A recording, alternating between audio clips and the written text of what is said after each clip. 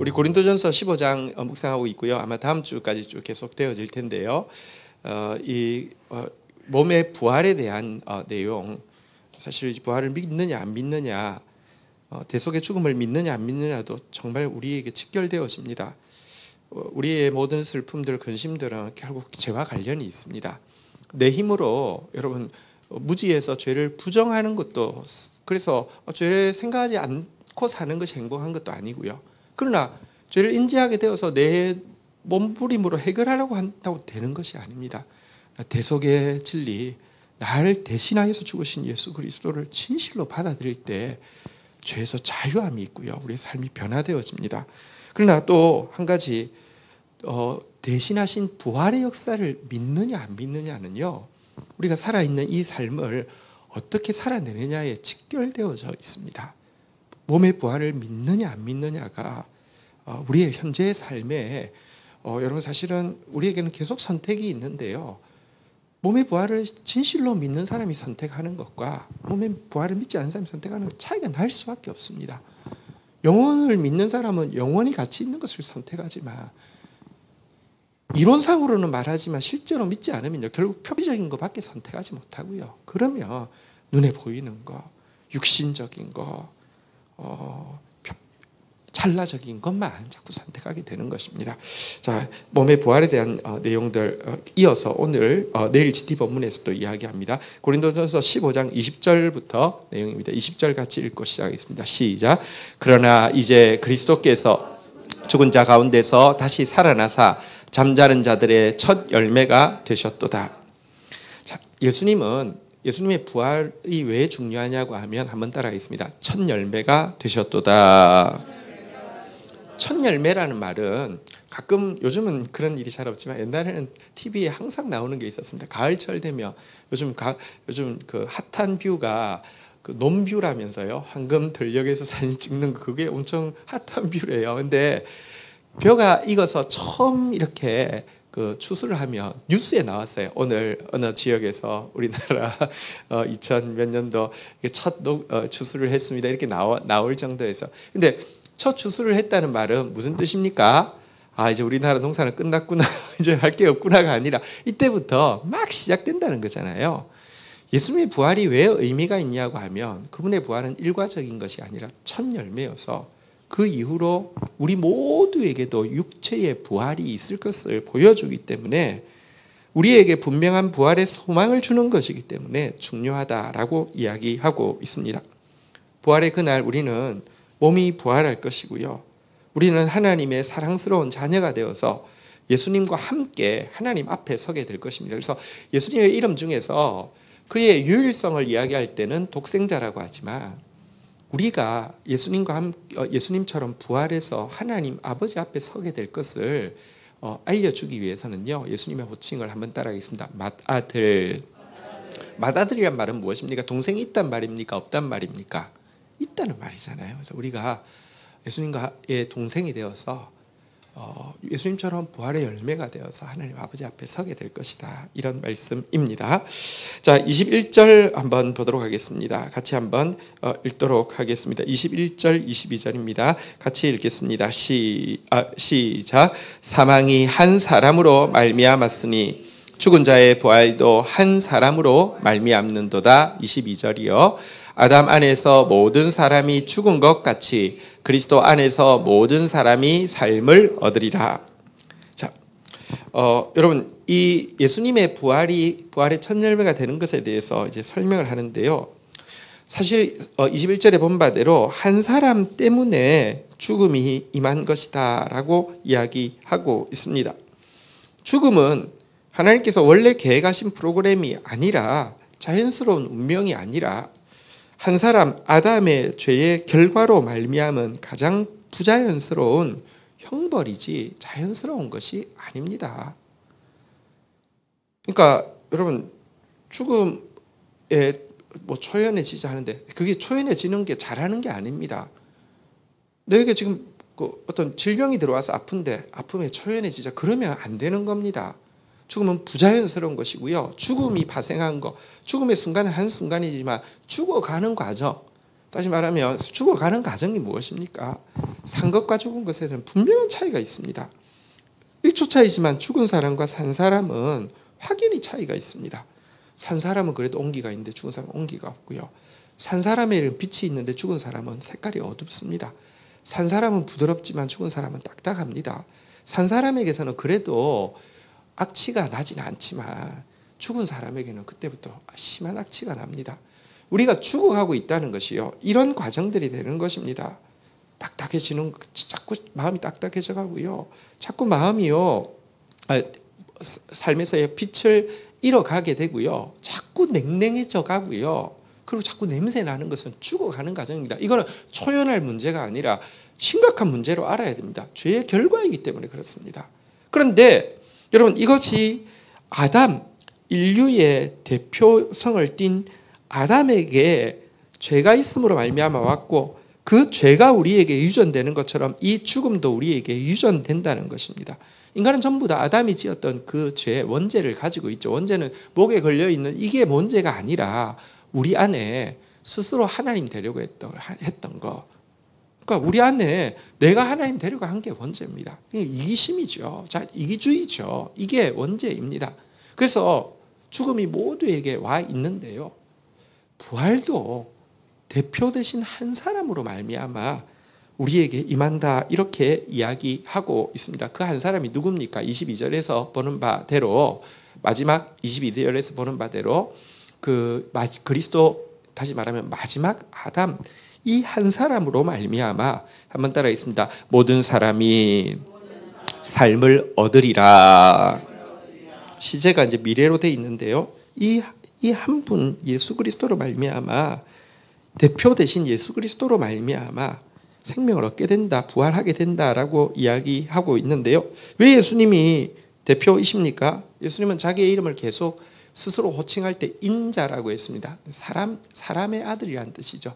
인간의 대표로서 사셨고요, 그분이 대표로서 하신 일이 바로 우리 복음의 두 기초, 대신해서 죽으시고 대신해서 부활하신 것인데, 이 사실을 나의 것으로, 나를 대신한 것으로 받아들이는 자에게, 모두에게 이 부활의 생명이 들어오게 된다, 이렇게 이야기하고 있습니다. 자, 그런데 이 우리의 부활이요, 사실은 이제 그 예수님의 재림과 또 하나님 나라의 건설과 연관되어져서 완성되어질 것입니다. 그러니까 그래서 이제 이어지는 구절에서는 부활, 재림, 하나님 나라의 완성에 대한 순서에 대해서 이제 설명하는 내용인데요, 한번 좀 보도록 하겠습니다. 23절 한번 보겠습니다. 그러나 각각 자기 차례대로 되리니 먼저는 첫 열매인 그리스도요. 그러니까 부활의 순서가요, 제일 처음에는 예수 그리스도께서 먼저 부활하시고요, 그 다음에는 그가 강림하실 때에 그리스도에게 속한 자요, 그 다음은 그가 재림하실 때에 그리스도에게 속한 자가 부활하게 되고요. 이게 무엇인지는 계시록을 가지고 좀 제가 설명해 드릴 거예요. 24절 같이 한번 읽도록 하겠습니다. 읽겠습니다. 시작. 그 후에는 마지막이니 그가 모든 통치와 모든 권세와 능력을 멸하시고 나라를 아버지 하나님께 바칠 때라.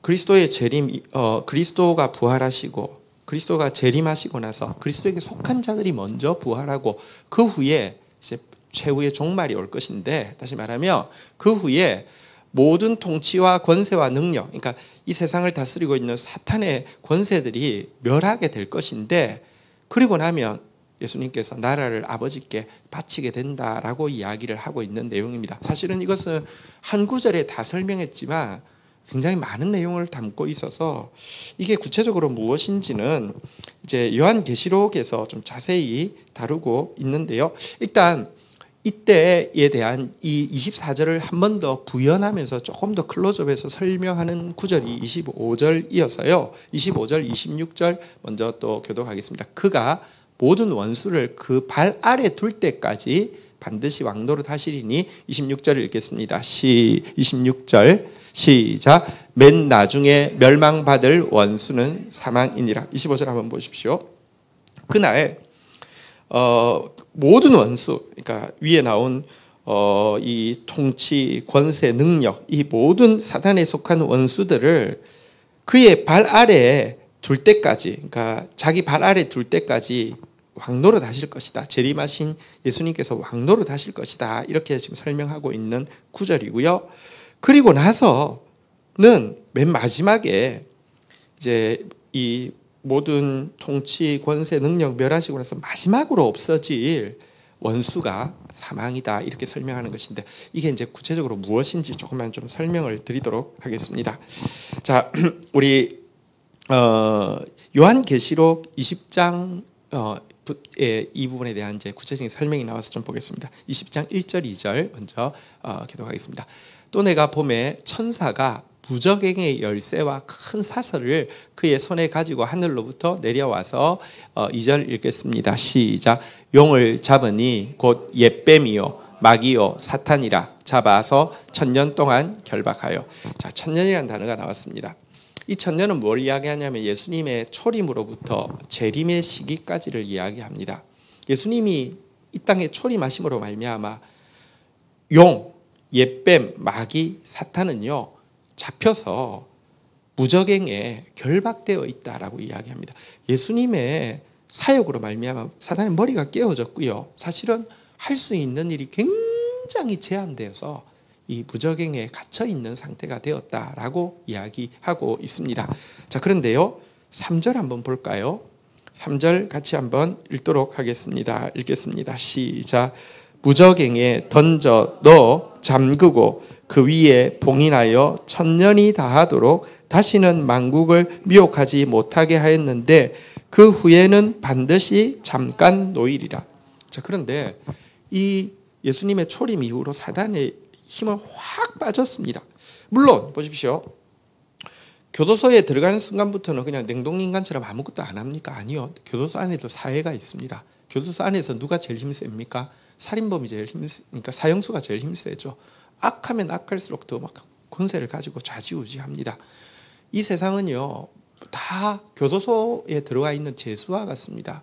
대부분의 사람들이 죄에 매여 있고요. 그들에게 사단은 여전히 교도소 안에서 무저갱 안에서 왕노릇 하고 있습니다.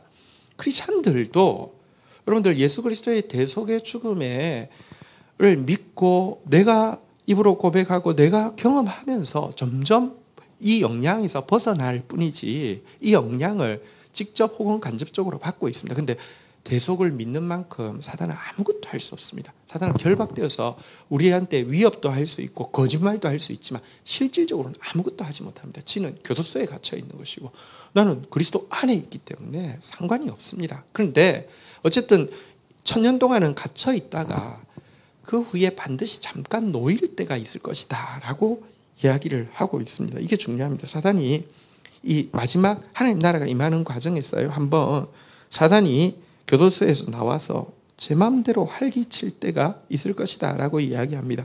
성경이 계속 이야기하는 바입니다. 데살로니가 후서 2장 6절 7절 한번 볼까요?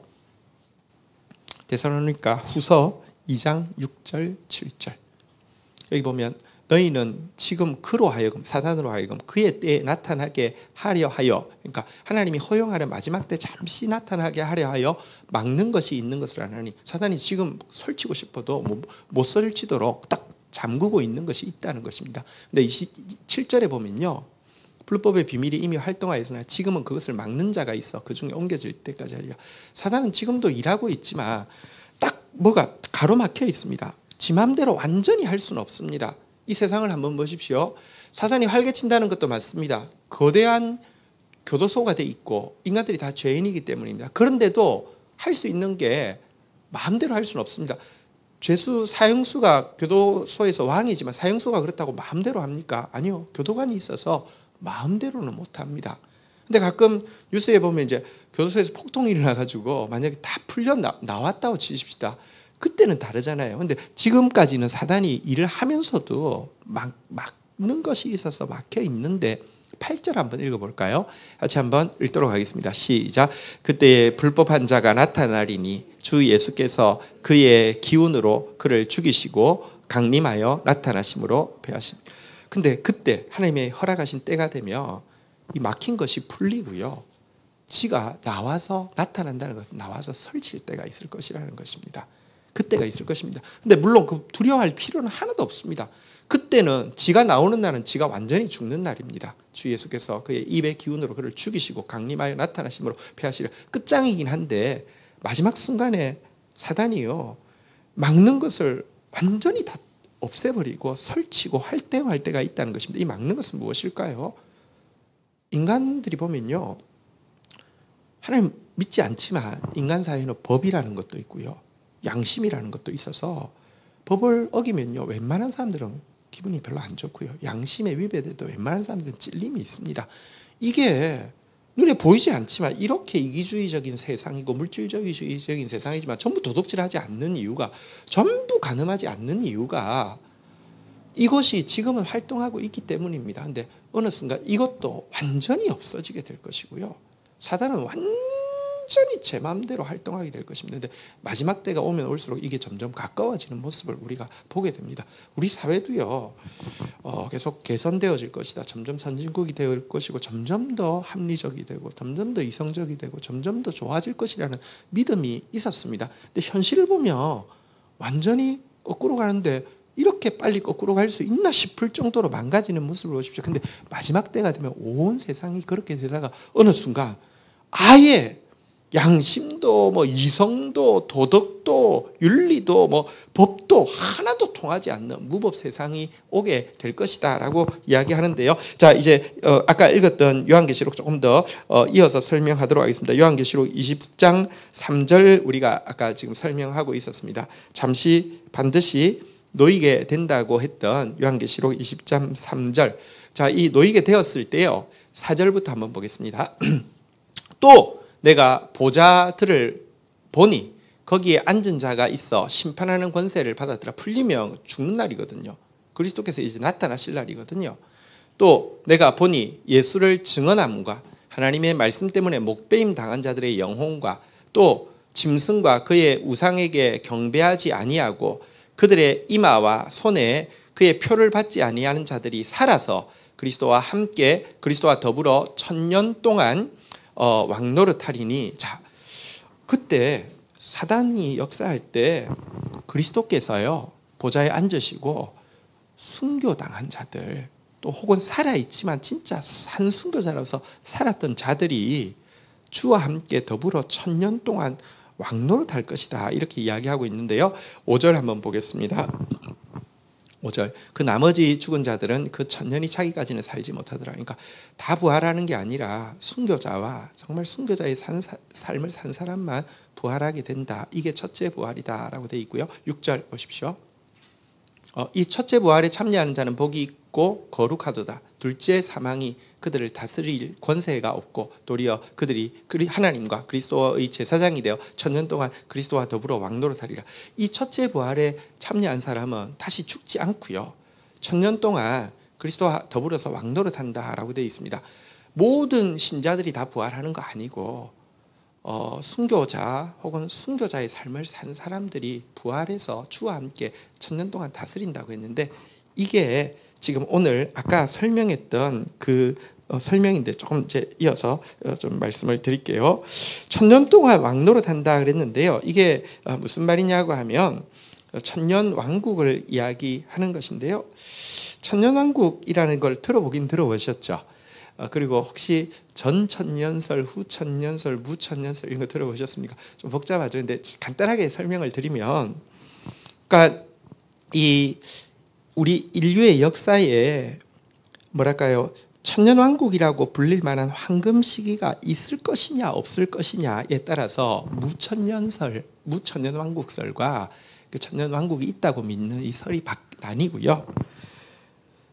이 천년왕국이 있다고 믿는 데에 전천년설과 후천년설이 있는데요. 전천년설, 후천년설은 어떻게 나누는 것이냐고 하면 한번 그러니까 전천년, 후천년이라고 하는데 이게 용어를 제일 처음에 만든 사람 용어대로 하다 보니까 되게 헷갈리게 돼 있어요. 근데 전천년을 거꾸로 바꿔서요. 1000년 전 이렇게 바꾸면 됩니다. 1000년 왕국 전에 재림한다고 믿으면 전천년설이고요. 1000년 왕국 후에 재림한다고 믿으면 후천년설입니다. 그러니까 천년왕국이 있기 전에 예수님이 먼저 재림하시고 나서 천년왕국 아름다운 황금기가 펼쳐진다라고 믿으면 전천년설, 천년왕국이 아름다운 천년왕국이 있고 이 세상이 지금 천국, 거의 천국에 준할 때쯤에 재림하셔서 완전한 천국을 만드신다고 믿으면 후천년설이라고 하는 것입니다. 자, 그러면 어디가 좀 더 낙관적으로 보는 세계관입니까? 전천년설, 후천년설. 후천년설이겠죠. 근데 역사를 살아보니까 후천년설은 아니라는 게 이제 다 확인이 되어서, 왜냐하면 옛날에 후천년설이 왜 나오냐고 하면 기독교의 황금기를 이루고 있을 때 막 거의 모든 나라들이 기독교 국가가 되고 서구에서 야, 이러다가 진짜 하나님 나라 오겠구나, 그때 이제 후천년설을 주장하게 됐는데요. 실은 안에서도 부패하고요, 밖에서도 이렇게 해가지고 그게 안 된다는 걸 알았기 때문에 후천년설은 지금은 믿지 않습니다.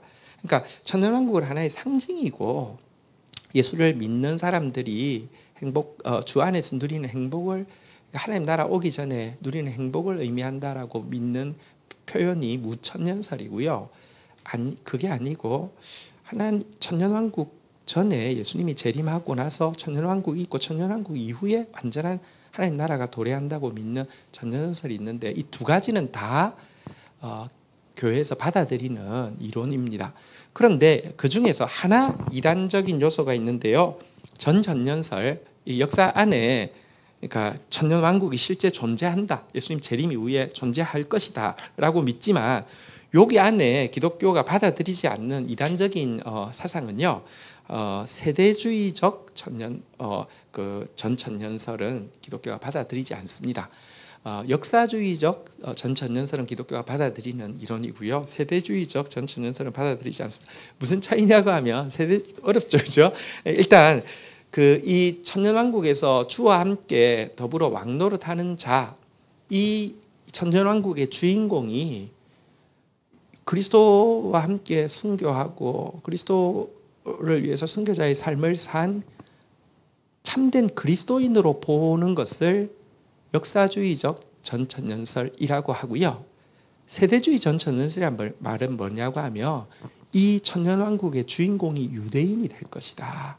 그러니까 유대인들이 다 갑자기 예수를 믿게 되고, 그리고 유대인들이 변하면서 이 세상이 다 변하게 될 것이다 라고 믿는 것을 세대주의적 전천년설이라고 이야기합니다. 이단들이나 약간 저급한 기독교에서는 세대주의적 전천년설을 많이 이야기합니다. 왜냐하면 그러면 역사의 시간표를 볼 수 있기 때문입니다. 예루살렘이 회복되었어. 그러면 조금 있으면, 지난번에 트럼프가 지극히 정치적인 이유로 예루살렘을 수도로 선언했잖아요, 그죠? 그거는 사실 자기 인기를 위한 것이지, 그가 무슨 그리스도를 믿는 사람도 아니고요. 그런데 그 행위만으로 이제 하나님 나라가 다가와, 예루살렘이 수도로 선포되었어, 막 이런 식으로 보는 것을 세대주의적 전천년설이라고 이야기합니다. 이것은 굉장히 이단적인 사상입니다. 예수 그리스도 안에서 유대인과 이방인의 구별은 사라졌고요. 신약시대에 참으로 예수 그리스도를 믿는 사람을 중심으로 역사가 움직이는 것이지, 유대인을 중심으로, 유대인의 변화를 중심으로 역사를 예측하는 것을 세대주의적 전천년설이라고 하는데, 이것은 옳지 않습니다. 그래서 여러분들이 조금 알지 못하고 읽다 보면 그래서 이스라엘 도와주는 게 하나님 나라 돕는 걸로 생각하는데요. 솔직히 말하면 생각해 보십시오. 레바논에 기독교인들이 더 많습니다. 그런데 그들은 막 폭격을 해도 괜찮다고 할렐루야 이렇게 이야기하고, 유대인들 중에 기독교인들은 없습니다. 근데 그들 도와주는 게 하나님 일이라고 생각하는 게 얼마나 편협한 일입니까? 그건 굉장히 잘못된 일입니다. 차라리 이집트의 콥틱 기독교라고 해서요, 그 초대 교회로부터 복음을 받아서 지킨 교회사가 오랫동안 유지되어지고 있지만, 이건 사탄 취급하고 유대인 목을 매는 게, 그게 엄청 편하잖아요. 자기 사람들은요, 눈에 보이는 것에 투자하고 싶어 합니다. 세대주의적 전천년설은 눈에 보이잖아요. 유대인들이 어떻게 됐대, 그러면 하나님 나라 올 것처럼 이렇게 이야기하니까 자꾸 그러는 것입니다. 근데 그건 옳지 않은데요. 그러면 역사주의적 전천년설의 순서가 어떻게 되는지 좀 설명을 드리면요. 먼저 예수님 재림 전에 큰 환란이 있을 것이다, 7년 대환란이 있을 것이다 라고 이야기하고 있습니다. 7년은 딱 7년이 아니어도 이 세상 가운데 엄청난 혼란과 고통의 시기가 있을 것이다 라고 이야기하는 것이고요. 그 후에 예수님께서 재림하신다는 것입니다. 근데 재림하고 나서 천년왕국이 이제 이루어지게 될 터인데, 이때 예수님께서 친히 왕노릇을 하시고요. 순교자와 그리고 순교자의 삶을 살던 자들이 부활하고, 그때 아직 살아있던 크리스찬들도 변화되어져서 그 왕국에 동참하게 되는데요. 이 왕국에는 그때 살아있던 불신자와 그들의 후손들도 그 왕국에 같이 동참하여서 살게 될 것이다 라고 이야기를 하고 있습니다. 그래서 천년왕국 기간에는 죽음이 있을까요? 없을까요? 있습니다. 죽기도 합니다. 슬픔이 있을까요? 없을까요? 있습니다. 슬픈 일도 있고요. 죄는 있을까요? 없을까요? 죄도 있을 수 있습니다. 단지 참된 신자들이 왕노릇하는, 주와 함께 정말 주님의 마음으로 왕노릇하는 선한 통치를 경험하는데도요, 내면으로 자기가 변화되어지지 않으면 결국 인간이, 여러분 진짜 대통령이 훌륭하시고 교회가 정말 교회의 구실을 다하며 세상 모든 사람들은 천사가 되고 세상 모든 사람들 구원받을까요? 그렇지는 않습니다. 천년왕국에도요, 죽음도 있고 죄도 있고 슬픔도 있을 것인데, 이 천년왕국 이후에 최후의 사단이 이제 풀려났어요. 마지막 때에 풀려나가지고요, 최후의 전쟁을 펼치게 될 것입니다. 그것이 아마겟돈이라고 하는 것이고요. 그리고 나서는 최후의 심판이 이루어지게 되고, 그때까지 예수님은 왕노릇 하신다는 것입니다. 그리고 우리는 주와 함께 왕노릇 하게 될 것이고요. 그리고 나면 이 최후 심판 이후에 새하늘과 새 땅이 완성되어지는데, 이 최후 심판 때에 사망이라는 것이 아예 완전히 사라지게 된다. 이 이야기를 아까 전에 읽었던 이 본문에서 쭉 했던 내용입니다. 고린도전서 15장 25절 26절 아까 읽었던 내용, 요 설명을 좀 기억하고 한번 보시면요, 그가 모든 원수를 그 발 아래 둘 때까지 반드시 왕노릇 하시니 천년왕국에 왕노릇 하실 것이고요, 천년왕국 이후에 있는 최후의 심판, 그러니까 마지막 전쟁과 최후의 심판에 왕노릇 하실 것이고요, 이때 참된 그리스도인들이 함께 주와 함께 왕노릇 하게 될 것이고요, 그 전쟁이 끝이 나게 되면 26절에 맨 나중은 멸망받을 원수, 나중에 멸망받을 원수는 사망이라. 이제 인류 역사상 사망이라는 단어는 아예 사전에서 사라지는 순간. 그러니까 그리고 또 사망은 그냥 우연이 아니잖아요. 죄로 말미암은 것이잖아요. 그러니까 죄는 인류의 역사의 사전에서 완전히 사라지는 순간이 되어진다, 이런 말입니다. 자, 이렇게 설명하고 나서는요, 27절 28절 한번 보도록 하겠습니다.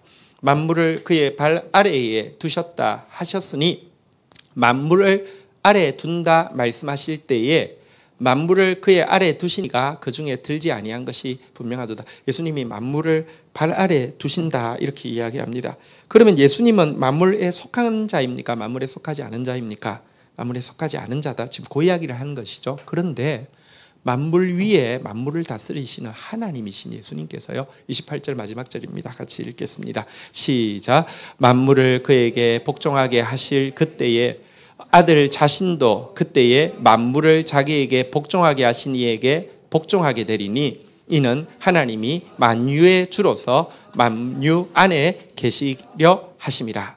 자, 근데 예수님은 만물 위에 왕노릇 하셔서 만물을 다스리시고 그 발 아래 두시는 하나님이 맞습니다. 그런데 딱 그렇게 되면 심판의 순간까지는 왕노릇 하시는 분이 예수님이십니다. 여러분, 최후의 심판을 누가 하느냐? 하나님이 하실까요? 예수님이 하실까요? 예수님이 하십니다. 성경에 그렇게 명확히 이야기되고 있죠. 인자됨을 인하여 심판의 권세를 아들에게 주셨으니, 그래서 최후의 심판까지는 예수님이 왕노릇 하시는데요, 그 만물에 속하지 않은 하나님이신 예수님이시지만 만물이 자기에게 복종하게 된 그날, 만물을 자기에게 복종하게 하신 하나님께 스스로 복종하여서 이 나라를 하나님께 올려드린다라고 되어 있습니다. 그래서 하나님만이 만유의 주가 되시고 만유 안에 계시게 한다, 이렇게 되어 있는데요, 이것은 굉장히 놀라운 표현이죠. 27절에서 만물 안에 속하지 않았다고 이야기한 것은 예수님이 한 피조물, 그냥 하나님하고는 격이 다른 피조물이라고 오해하지 않도록 하기 위해서 신학적으로 설명해 둔 것인데요, 분명히 하나님이시지만 예수님은요, 그날이 되면 스스로 자기를 낮추시고 복종하셔서 하나님이 온 우주를 다스리도록, 성부 하나님이 온 우주를 다스리도록 복종하신다라고 되어 있습니다. 그리스도 자신이 하나님으로부터 인격적으로 능력적으로 조금도 열등하지 않은 어떠한 차별도 없는 동일하신 삼위일체 하나님이시지만 마지막 순간이 되면 이분이 스스로 낮아지셔서 온 나라를 하나님께 드린다라고 되어 있는데, 여기서 우리가 알 수 있는 것은 하나님 나라가 얼마나 권위와 질서를 중요하게 여기는지를 보여주고요. 그리고 이 권위와 질서가 아름답게 유지되어지기 때문에 그 나라에는 쿠데타가 일어날 수가 없습니다. 그 나라는 영원토록 흔들리지 않고 견고한 것입니다. 한번 생각해 보십시오. 나라에 비등비등한 세력이 세 개가 있습니다. 그 나라 평안할까요? 문제가 많을까요? 엄청 문제가 많겠죠. 근데 하나님 나라는요, 예수님 완벽하신 하나님이시지만 완벽하게 복종하여서 권위와 질서를 세우시고, 그래서 만유 위에 만유 안에 하나님이 다스리시도록 하는 나라다, 이렇게 이야기하고 있습니다. 그래서 이 법칙을 아는 사람은, 신자가요, 진짜 권위와 질서를 존중하고 진짜 권위와 질서를 세우는 사람입니다. 보면 조금만 능력이 있어도, 조금만 지식이 있고 지혜가 있어도요, 전부 내 나라 만들려고 하고요, 권위를 무너뜨리는 사람들을 보면 다 좀 난다 긴다 하는 사람들이 권위를 무너뜨립니다. 이러면 지는 나라를 세웠을지 모르지만 하나님 나라는 계속 그것 때문에 또 마이너스를 당하고 또 상처를 입고 이렇게 되는 것이죠. 예수 그리스도의 모습이요, 하나님 나라를 세우시는 방법입니다. 이 예수를 따라가는 자들이 우리입니다. 우리 몸의 부활의 순서, 재림은 어떻게 일어나고, 또 우리는 누가 부활하며, 그리고 이제 그 이후에 최후의 심판 때에 모두 부활하겠죠. 그리고 모두 선악간에 주님 앞에서 양과 염소로 나뉘어지게 되고 하나님 나라에 들어가게 되겠죠.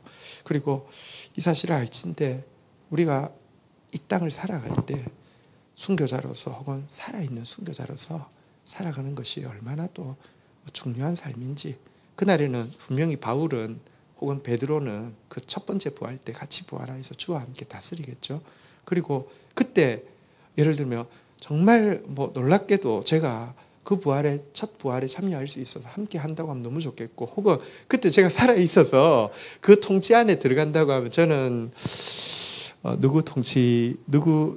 예수 그리스도와 함께 왕노릇하는 누구 영역에 있으면 좀 어울릴까요? 기질상으로는 바울 좀 어울릴 것 같고, 개인적인 취향상으로는 요한 나라에 가서 좀 있었으면 참 좋겠다 싶기도 하고요. 어쨌든 여러분, 이 성경을 통해서 우리가 그 미래의 모습들을 자세히 보는 이유는 아는 만큼 사모할 수 있기 때문에 그렇습니다. 오늘은 우리가 이 부활과 재림과 천년왕국과 하나님 나라의 완성에 대해서 살펴보았습니다. 함께 우리 찬양하고 또 기도를 심는 시간 가지도록 하겠습니다. 함께 자리에서 일어서시겠습니다.